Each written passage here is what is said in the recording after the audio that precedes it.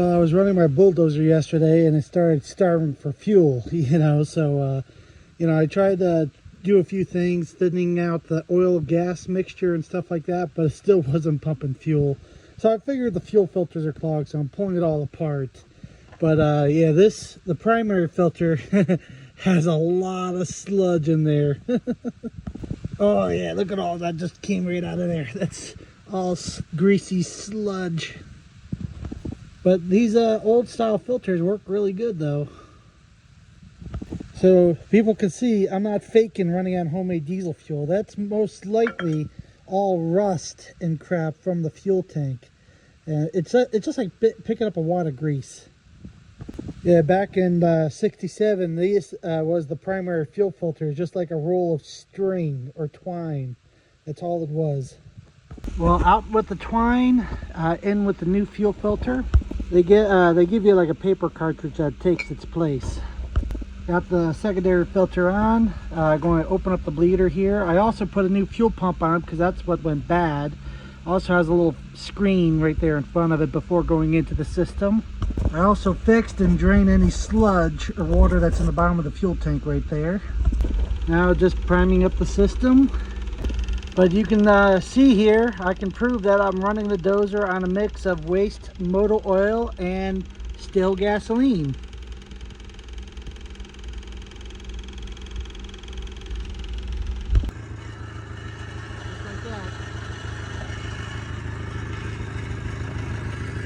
Also, where I'm at, I need to tighten up these tracks a little bit, so I'll kind of show you how to do that.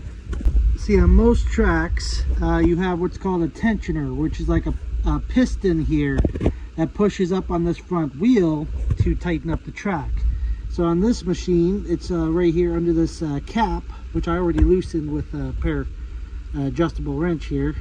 Once you get the cap off, there's a grease fitting right there to fill this with grease.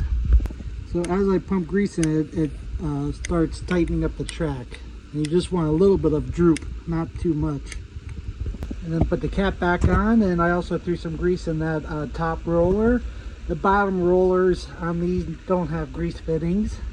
I did the other side also. In case you're wondering why you want to keep the tracks tight, is if the track gets too loose, it could come off that front wheel. It's just sitting in a little groove right there. So that track just sits right here. So if it gets loose enough to come off that wheel, it will pop the whole track off the machine. Same thing off the rear sprocket, like it could come up, off, and pop off. Also, having loose track could wear out the sprockets a little bit faster.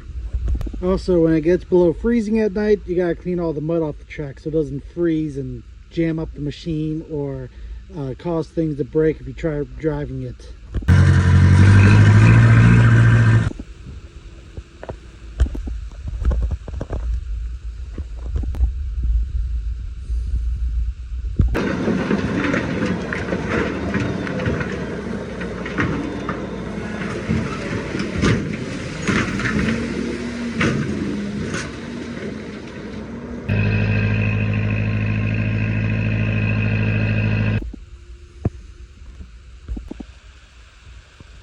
But yeah, that's pretty much it for today. Just relaxing on the deck.